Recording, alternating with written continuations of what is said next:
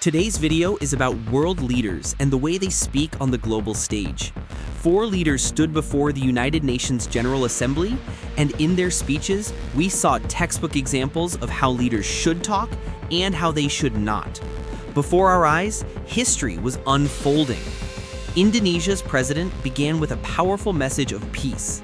His words ended with Om Shanti Shanti Shanti Om and even Shalom. Think about that, a Muslim leader from the world's largest Muslim majority country invoking greetings from Hinduism and Judaism. It was a rare moment of religious harmony at the UN, and a reminder that peace isn't just a slogan, it's a responsibility. Then came France's President Emmanuel Macron. In front of the world, he openly recognized Palestine as a state and called for a two-state solution.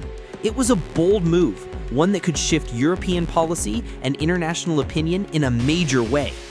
And then Donald Trump took the stage. True to his style, he was direct, unscripted, and controversial. He declared that this was the most important meeting of his life because it was about ending a war that, according to him, should never have started, the Israel-Gaza war.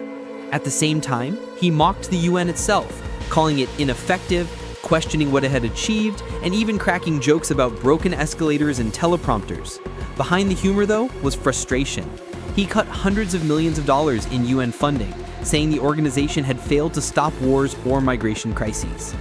This mix of tones, peaceful, bold, frustrated, shows us the spectrum of leadership on the global stage.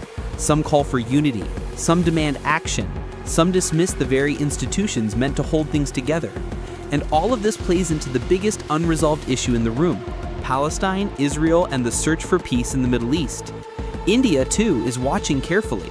As a nation, we have supported the recognition of Palestine in the past, but we also balance critical ties with Israel and the US. The choices made now, in these meetings, will affect global politics, and India cannot afford to ignore the consequences. The question remains, will these speeches lead to real change, or will they just be more words in the history books? Either way, we witness leaders lay out their visions, their frustrations, and their hopes before the world. And that's why the UN stage remains one of the most fascinating theaters of global politics, because every sentence spoken there has the power to shape the future.